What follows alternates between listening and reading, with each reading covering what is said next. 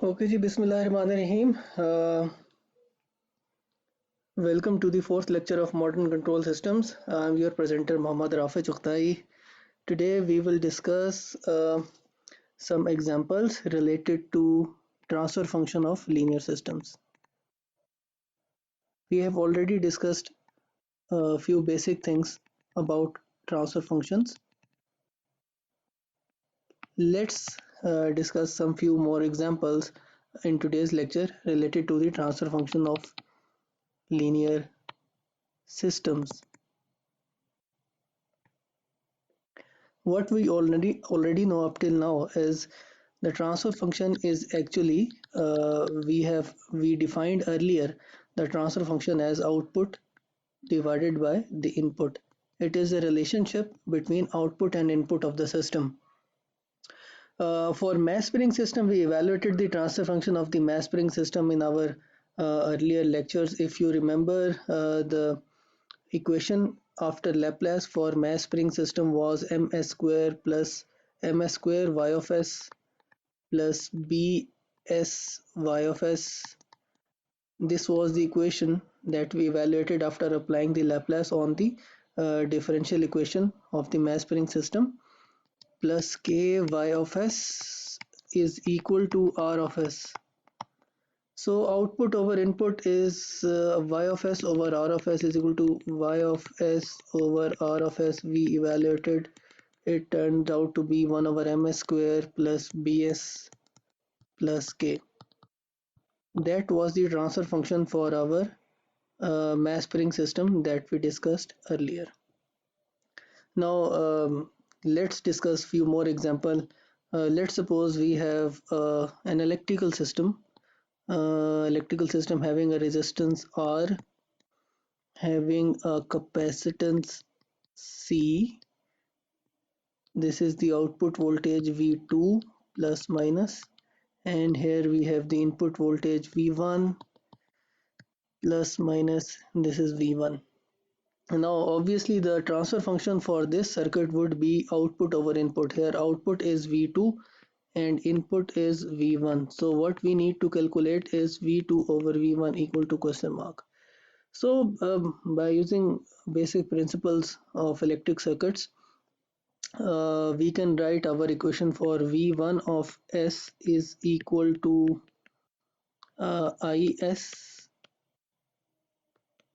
IS into R of S, or IS, or with simply IS into R plus 1 over C. Instead of integration, I am writing 1 over S. 1 over C integration, and for IT dt I am writing IS. This is the capacitor voltage, and this is the voltage drop at resistor, and this is the voltage drop at capacitor. So I have actually applied KVL in this loop. So V1 is equal to IR plus the voltage drop across the capacitor. So this is the equation for V1s, which can be rearranged as is equal to R plus 1 over Cs. If I write it like this, 1 over Cs into I of S. And when I write equation for V2, which is the output voltage, V2s would be equal to, it's simple, V2s would be 1 over C. It's actually the voltage across the capacitor. Is it would be equal to 1 over C into integration 1 over S into I of S. Now if I put the value of I of S from the above equation into this, I can get V2S equal to 1 over CS into V1 of S divided by R plus 1 over CS. Or we can write it as G of S is equal to V2 of S over V1S, where I am writing G1 of S, G of S as the transfer function, is equal to V2 of S over V1S is equal to 1 over RCS plus 1. or if I write it this RC as a time constant, then we have 1 over tau s plus 1. This is the transfer function for this electrical circuit. So this was the transfer function. This equation A was the transfer function of our earlier mass spring system. This is the transfer function for this electrical system. Now let's consider another system. Let's consider a very simple system, because right now at the moment we are only discussing the uh, concepts about the transfer function. So I will not go into the complex circuits. Let's make another simple circuit with having a resistance R1 and R2. A very simple voltage divider circuit. So this is V2, this is R2, and this is we have R1. This is your output V2, and this is your input V1. So this is a very simple voltage divider circuit. We can write V1 is equal to I of S into R1 plus I of S into R2 is equal to R1 plus R2 I of S.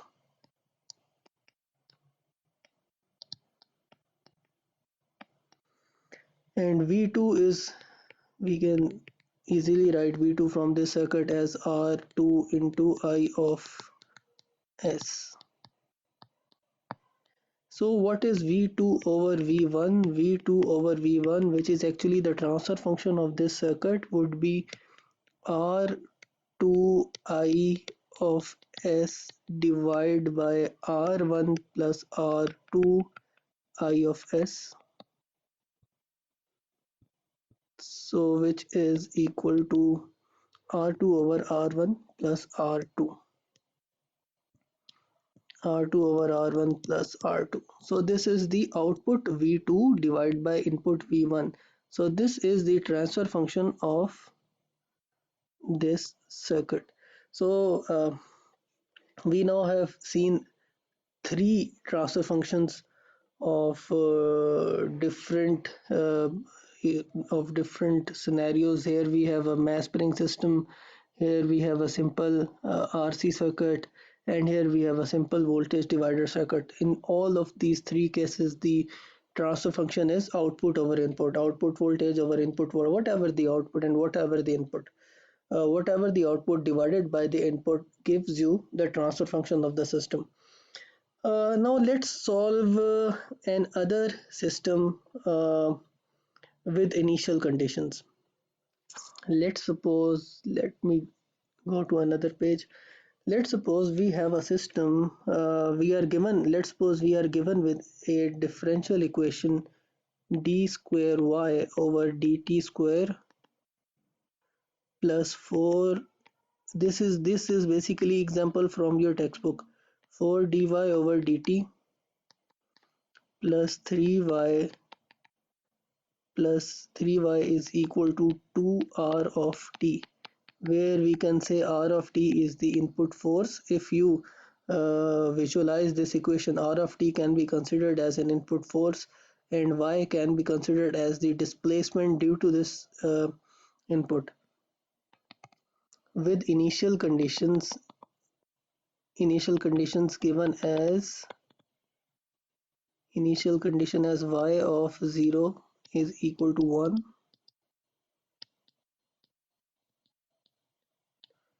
dy over dt of 0 is equal to 0, and r of t is equal to 1.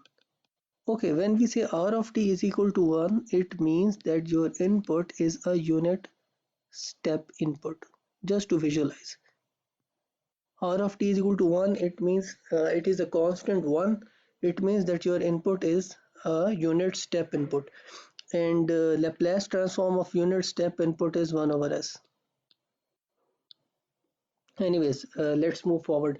So now taking Laplace of this equation, taking Laplace of this, now we need to solve this differential equation. So the only way we know right now to solve the differential equation is by taking its Laplace.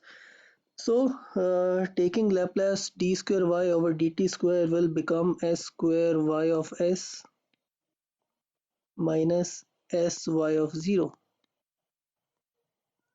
initial condition. Y of 0 is the initial condition, plus 4 dy over dt will become sy of s. Now I am assuming that you know why there is s square over here and why there is s over here. This s square is due to the d square y over dt square, and this s is due to this dy over dt. Okay, plus 4 y of s minus y of 0, that is the initial condition, plus 3 y of s is equal to 2r of s. Okay, now putting the values of the initial conditions in this equation, we will get s square y of s minus s plus 4s y of s minus 4 plus 3 y of s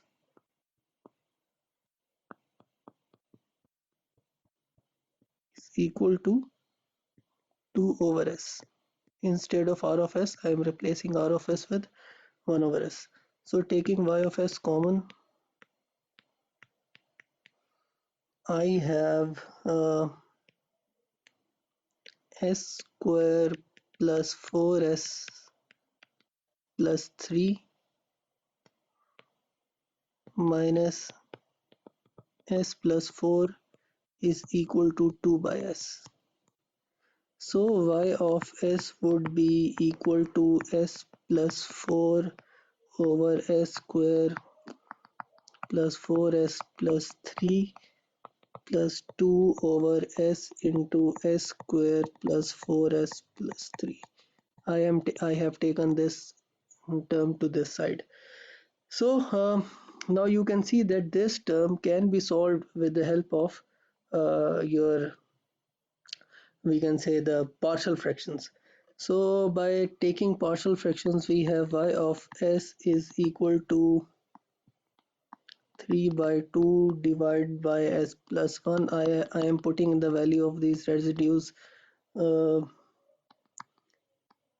plus minus 1 by 2 divided by s plus 3. You can calculate these residues by yourself. Plus minus 1 over s plus 1 plus 1 by 3 over s plus 3 plus 2 by 3 2 by 3 into s. Now taking the inverse Laplace, we have 3 by 2 e raised to the power minus t minus 1 by 2 e raised to the power minus 3t plus minus e raised to the power minus t plus 1 by 3 e raised to the power minus 3t plus 2 by 3, which is y of t. So now we have found a solution for the differential equation that was given in your question. Now another point that comes in mind is what would be the steady state value of this system? What would be the final value of this system? Obviously, we know that to find the steady state value, we have a formula which is called final value theorem. So either we put limit t approaches infinity into your y of t, or you can put limit s approaches 0 to your s y of s. Answer will be same. Now here you have both things. You have y of s as well as you have y of t.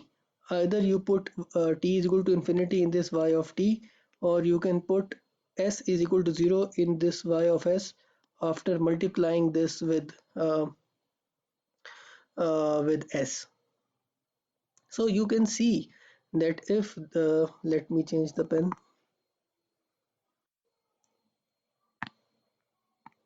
You can see that this whole term would be 0 when s will be multiplied to this and s, keeping s is equal to 0. This whole term would be 0, this whole term would be 0, this whole term would be 0, this whole term would be 0. But when this term would be multiplied with s, this s will be cancelled out with this s, and the answer would be 2 by 3. So by putting s is equal, by multiplying y of s with s and then putting s is equal to 0, we get steady state value as 2 by 3. Similarly, when we put t is equal to infinity in y of t, this term would be 0, this term would be 0, this term would be 0, this term would be 0, and the only term left would be 2 by 3. Hence, we have proved the final value theorem as well, that whether you put t is equal to infinity in y of t, or you put s is equal to 0 in y of s after multiplying it with s, the final value would be same in both cases. The final value or steady state value would be same in both cases. So uh, for now, we were only considering the systems with single input and single output. Uh, in this case, there was only one output V2 and there was only one input V1. In this case, there was one output V2 and there was one input V1. And in mass spring system, let me go to the mass spring system. Yes, in this mass spring system, there was one input R of t, and there was one output which was basically the displacement of this mass. Output was the displacement or the velocity or the distance covered by this mass, and input was the uh, force applied to this mass. So there was single input and single output. All systems that we have discussed were single input, single output systems. Now let me draw a system with a single input and two outputs. So when a system has a single input and two outputs, then obviously it would have two transfer functions. If system has single input, for single input, single output systems, your transfer function is output over input. And for single input, multiple output systems, you have basically there are two outputs. Input is x1 single input, and there are two outputs y1 and y2. So this system would have two transfer function. One transfer function would be y1 over x1, and another transfer function would be y2 over x1. So this function would have two transfer function. If I uh, compare it with the system that we discussed in our first lecture, that we have any system with an input, and this is something, some process, and this is some another process, and this is some another process, and this is output. This is this is input and this is output. Now if there is some disturbance over here, disturbance signal D, it means that now there are two inputs. Input one is the genuine original input, and another is the unwanted disturbance input. However, the output is same. In that case as well, uh, we have uh, uh, we have two inputs and one output, and in this case as well, we would have two transfer functions. One transfer function would be output over original input, and another transfer function would be output over disturbance. So if you want to find the effect of your disturbance on your system, then obviously uh, uh, you will see this transfer function output over disturbance one, and from this transfer function you can easily calculate, or you can easily visualize the impact that disturbance is actually making on your system. Ideally, this uh, your transfer function should be output over input, but this is the noise, this is the disturbance that your system is exposed to. So, the concept that I was trying to give was that in case of multiple inputs or multiple outputs, transfer functions, obviously, there are multiple transfer functions of the system. For two inputs, two outputs, there are four transfer functions. For one input, two outputs, there are two transfer functions. For two inputs, one output, there are still two transfer functions of the system. Let me draw a system with two outputs and a single input. Let's have a mass spring system. We have a mass spring system with a frictional element B2 connected over here, and a spring is connected over here. A mass M2 is connected. There is a mass M2 which is being connected over here, and we have another frictional element this connected over here. We have B1. Let's say this is B1, this is K, this is B2, and we have another mass M1 connected over here. And a force R of T is pushing this mass downward. So the force, there is only one force which is R of T, but due to this force M1 would move down with velocity V1 and M2 would move down with velocity V2. Due to this single input R of T, both of these masses M1 and M2 would be pushed downwards.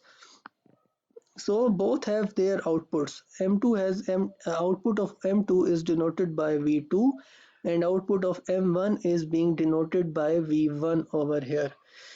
So let's write our the classic mathematical model equation for your mass. Let's say let me choose mass M1.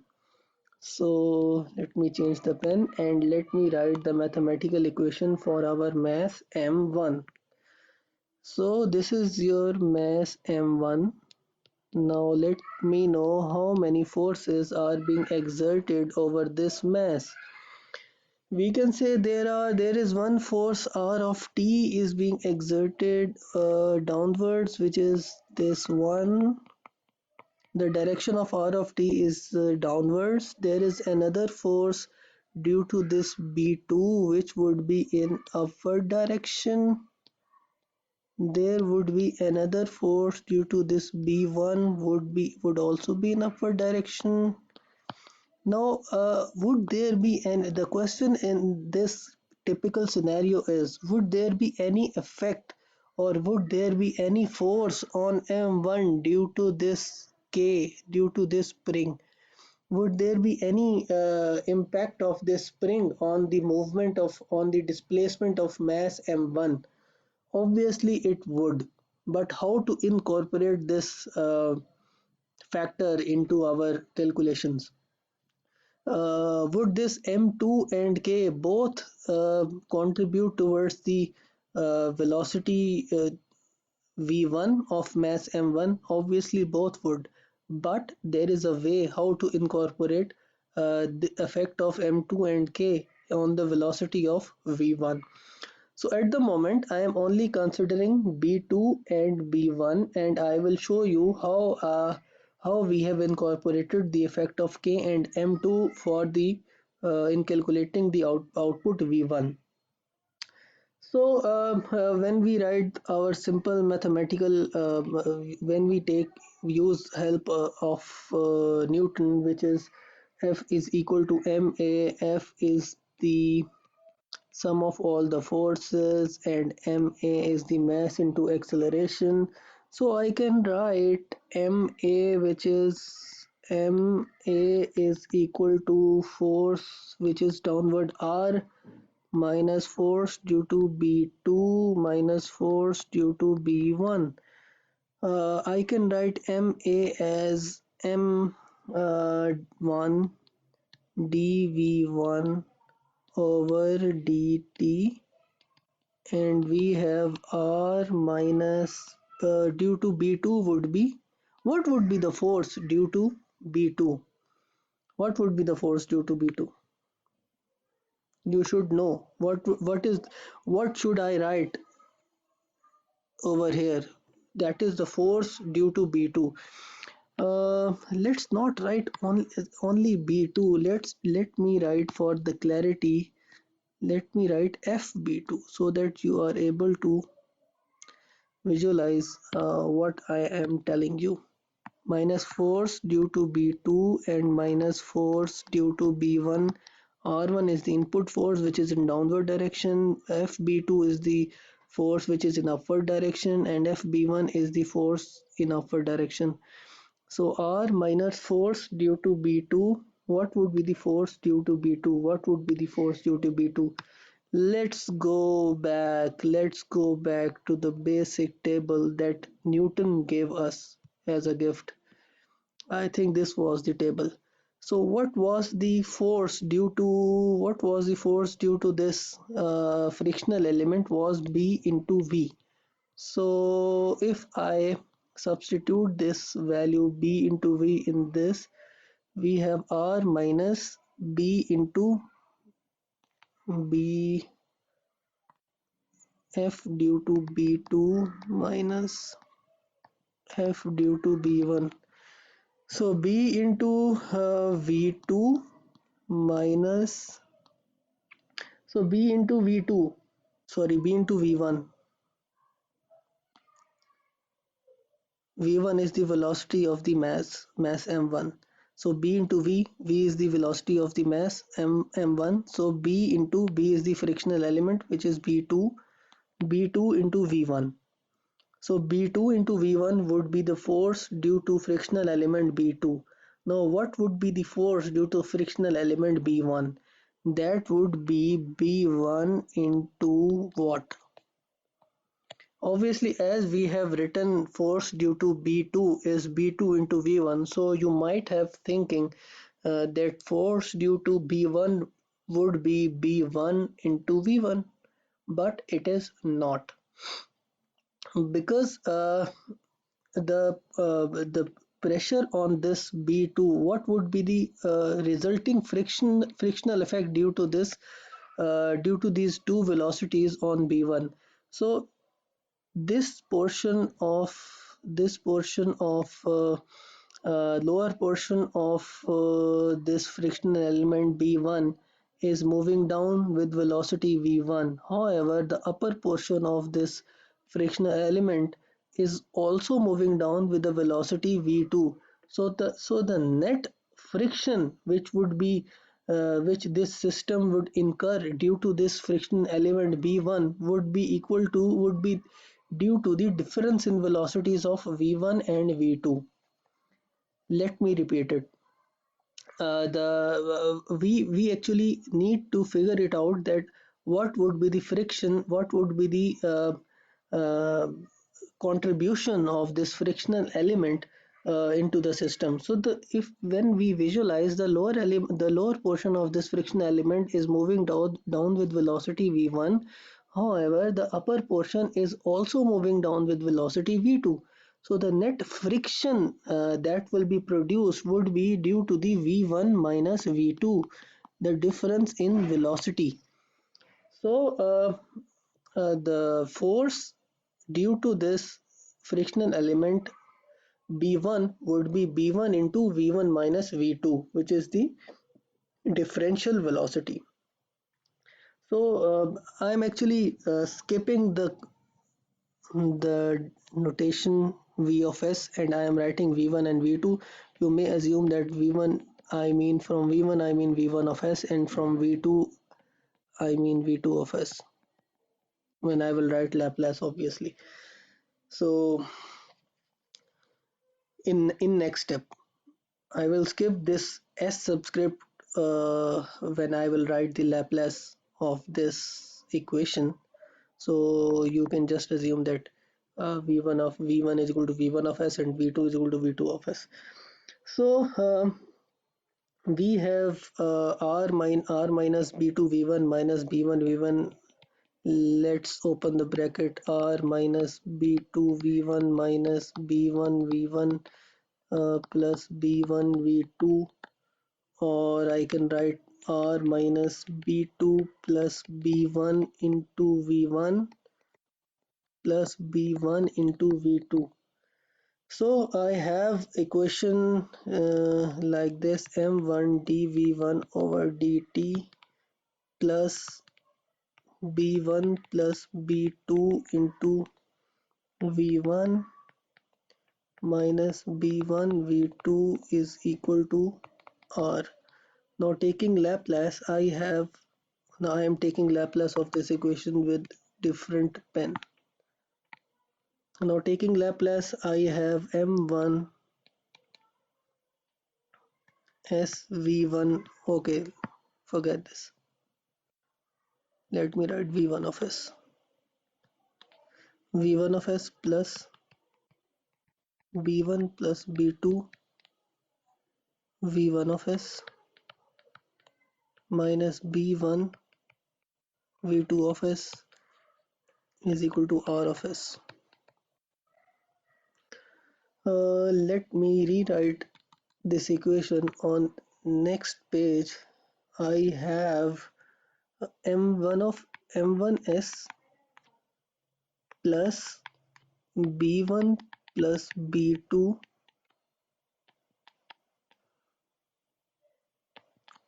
into m1s plus b1 plus b2 to v1 of s. I am combining the terms with v1 of s. Okay, there was b1 plus b2 with v1 of s and m1s with v1 of s. So I have combined m1s and b1 plus b2. Minus b1 v2 of s is equal to r of s. So I have written an equation. I can call it an equation 1. I have written an equation with something multiplied with v1 of s minus something multiplied with v2 of s is equal to r of s. Similarly, you can write equation for mass m2 by yourself and you should come up with the same equation with something with v1 of s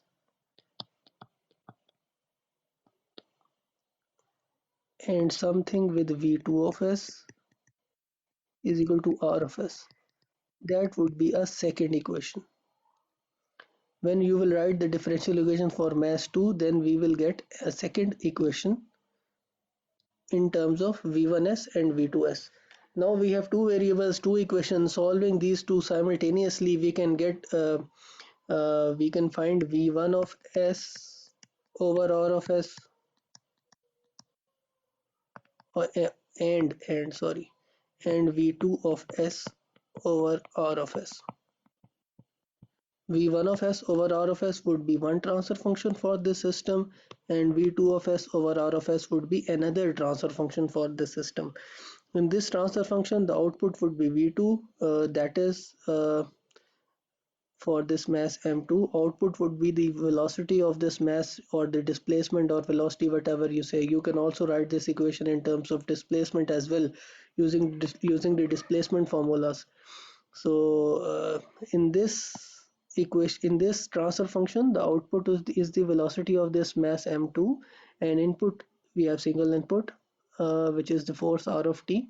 And in this transfer function, you have output as the velocity of mass m1, which is v1. Again, you can also have output as displacement. Then obviously you will use the displacement for Newton's displacement formulas, and input is same. Input is in both case, input is r of s. So in this case, we considered a mass spinning system with two masses m1 and m2, having different weights and different output velocities, and we found out that their exist two different transfer functions uh, for both masses. Okay, so now let's move to another interesting topic, which is actually a block diagram reduction.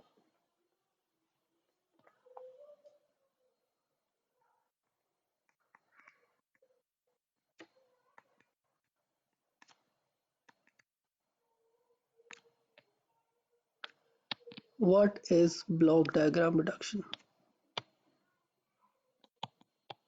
As we know, the system can be denoted in terms of block diagrams. For example, if you have an input, you can write input. You can denote any system as input with its transfer function and output,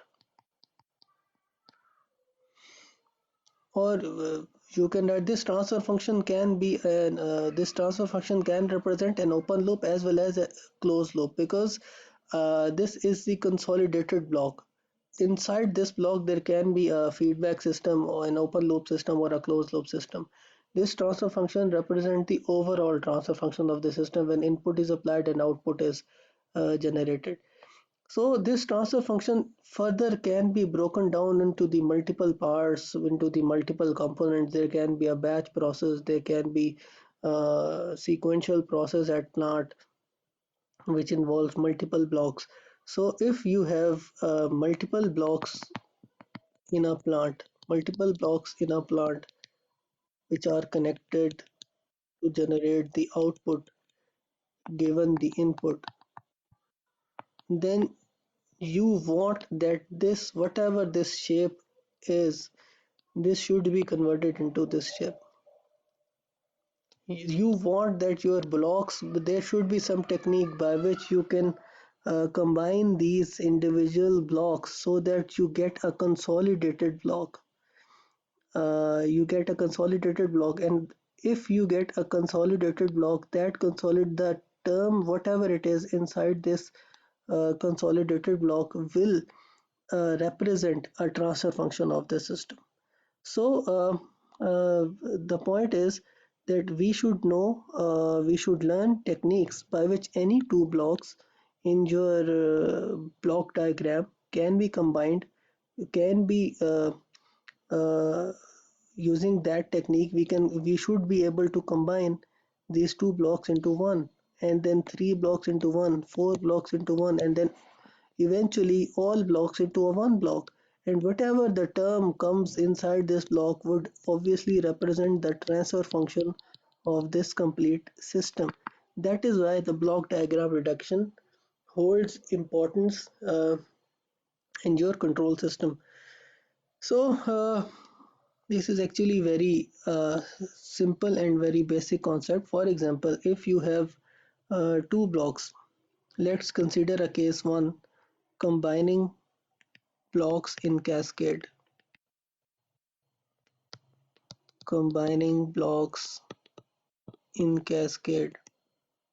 For example, if you have two blocks, you have an input x1, you have a block with transfer function g1, and the output of g1 gives you x2, and then you have g2 and the output of g2 gives you x3.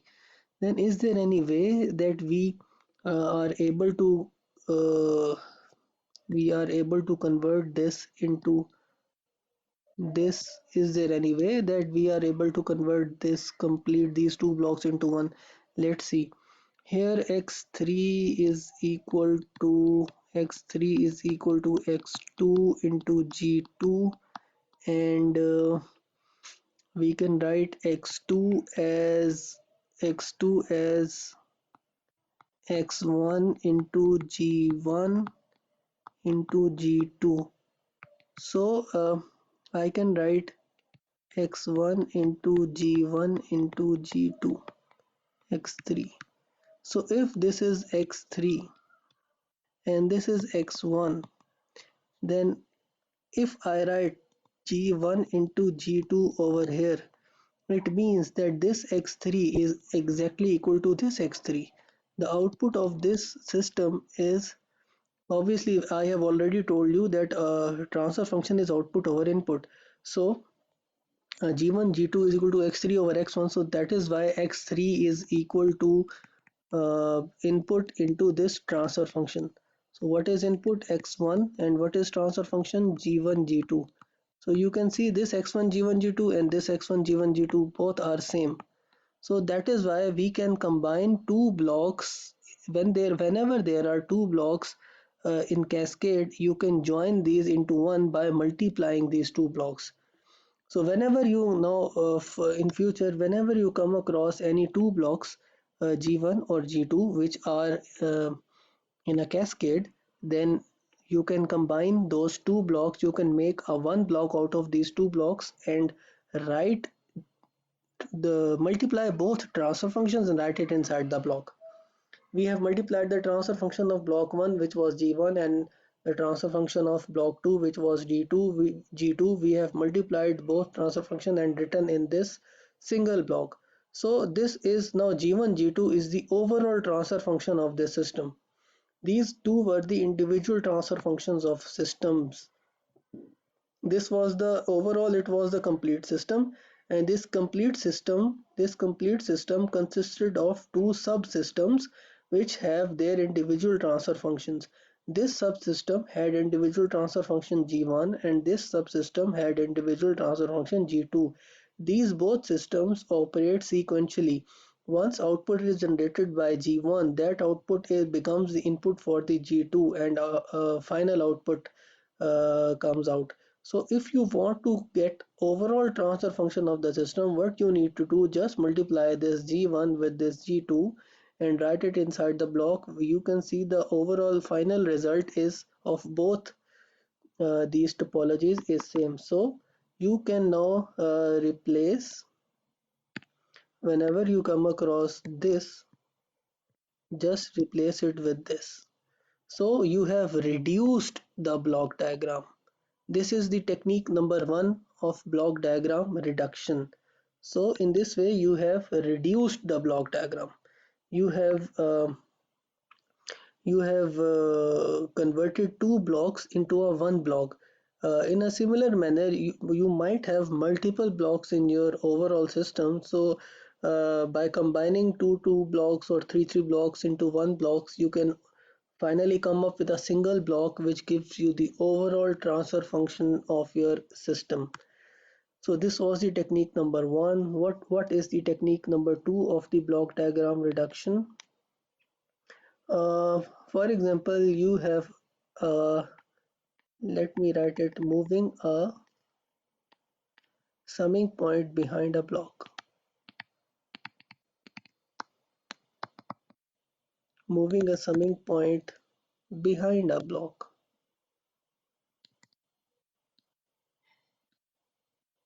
For example, you have a system with an input x1 and you have a summing point over here, and this is x2 and this is g and this is x3. Now what do we want? We want that this summing point, this circle, we want this circle to move to right side of this g. There can be any reason for this. We might have another block beside this circle, so that when we move this circle to the right of G, we are able to join this G with some other block on its left. So during the block diagram reduction, you might feel need to remove this block. You might feel need to transfer this block ahead or transfer this block, sorry, behind this G. So how can we do that? First of all, let's see it mathematically. This is basically x3 is equal to g into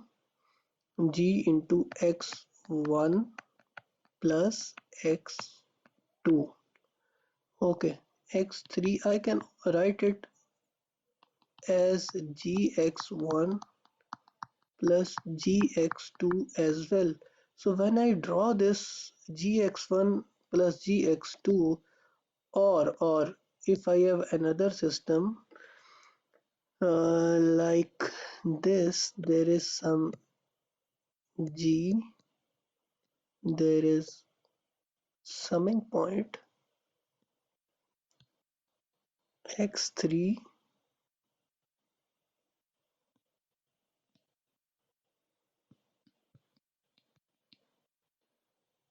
Now what is the output of this? When we write the equation of this x3, this is summing point.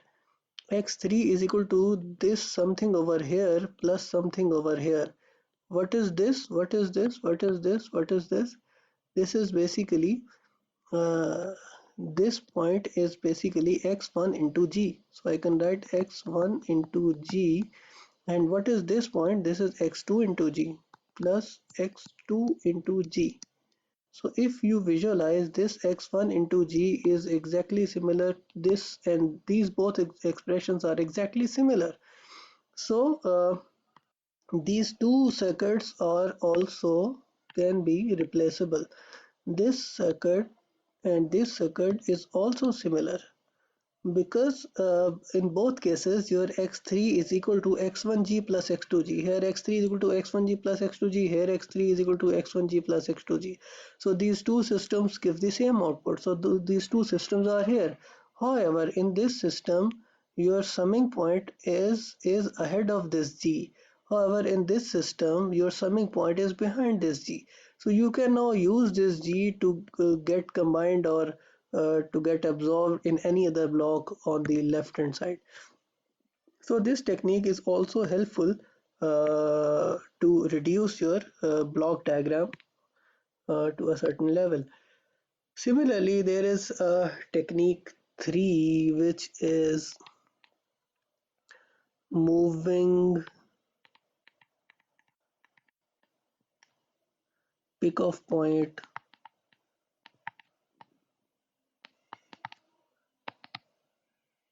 moving pick off point ahead of a block.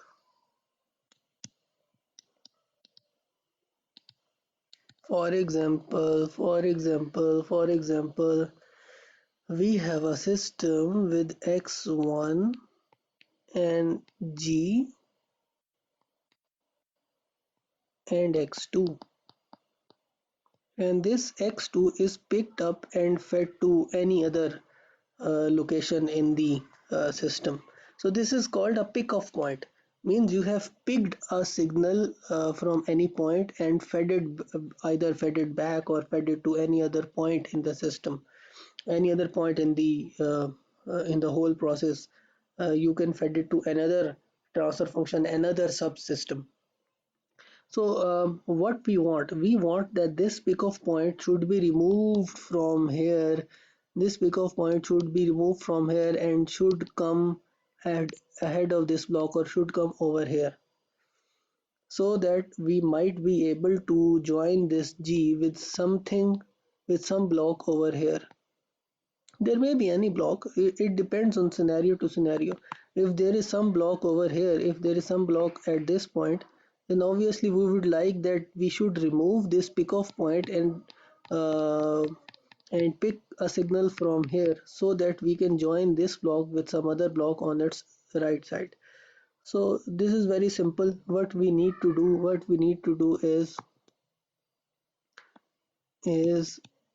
G x2, we want to pick a signal from here, just add another g to it and take the signal from here. In both cases, the signal over here is x2, and in this case the signal over here is still x2. Although it seems that we have added another block and we are not reducing, rather increasing a block diagram, or rather increasing the number of blocks in the block diagram, but this is not the case. We will do it when there will be need to do it. When the block diagram would be like this, that if we move a pickoff point to the left, this block might be absorbed into some block on its right, and this block might get absorbed to some block on its left, right, or somewhere or anywhere else. We still have this x2 feed back to some any other point in your whole system. Number 4 is moving.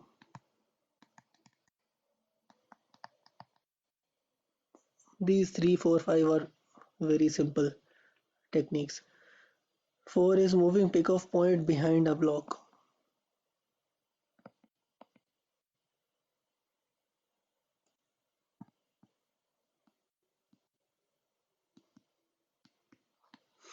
Moving pickoff point behind a block, it means we have a system, we have an x1, we have a g, and we have x2, and we are picking a signal from here. If we need to pick a signal from here instead of here, what we need to do? We would simply uh, this is x1, this is g, this is x2. I want to pick a signal from here, multiply it with 1 over g, and here you go. You will get x1. Simple. So there might come a scenario where you will be needing this technique as well. Now 5 is same as that of your point number 2, that is summing point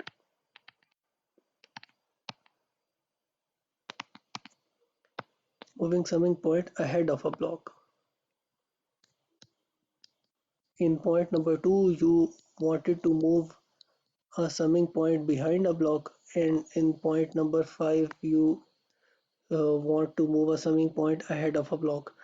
So you have an x1. You should be able to visualize or solve this one. You have an x1, you have g, you have a summing point, you have x3, you have an x2 over here. This is plus, this is plus. Now what do you want? You want to move the summing point to the left of the block. Currently it is to the right of the block. So I would like you to pause this video for a moment and just think over it, that what would happen if you move this summing point to the right of the block. What changings uh, in this diagram would be needing to do. So let me draw. This is x1. If I draw summing point over here,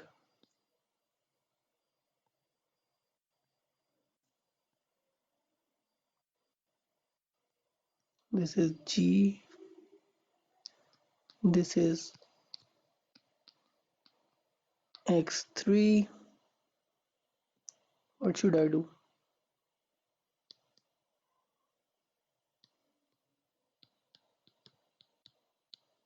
X2 into 1 over g. I hope most of you people might have guessed it right. Let's see whether x3 in both cases is same or not.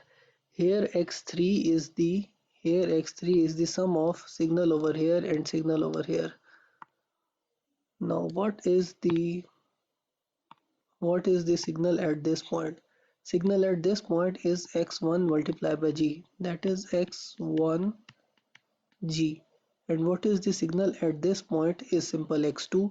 So x3 is equal to x1g plus x2 is equal to x3. Now let's see in this circle on the right hand side. What is x3? x3 is something over here multiplied with g. I can write it x3 is equal to, if I call this as a, so x3 is equal to a into g. Now what is a? A is this plus this. means x1 plus x2 over g into g is equal to x1 g plus x2. So you can see this equation and this equation are same. So these two circuits are equivalent and you can move this summing point ahead of this block G like this. Okay, the last technique that is very important in control systems, rather I would like to draw it on a separate page. Technique number 6. This is the most important block diagram reduction technique, which is eliminating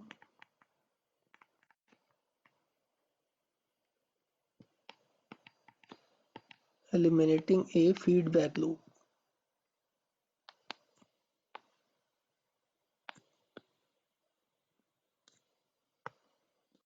For example, you are given with a system with an input x1 and here you have transfer function g and output is x2 and you have a feedback system with a feedback path gain as h, and this can be a positive feedback or this can be a negative feedback.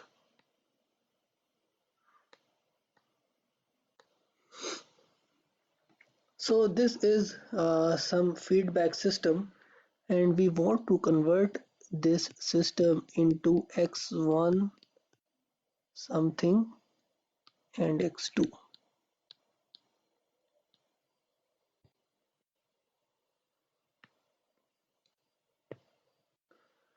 So there is a feedback path in the system on the left hand side and we want to convert this complete system into something which can be written in this block.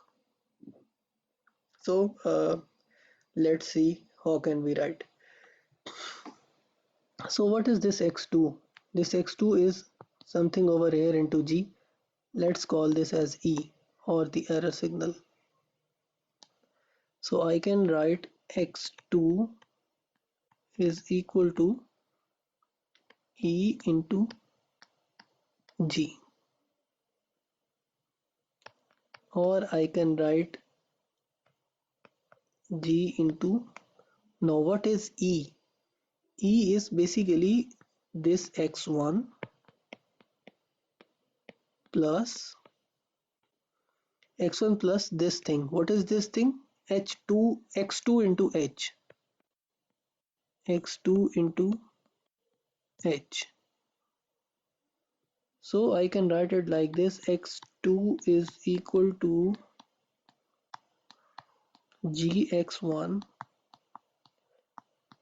plus gx2 into H.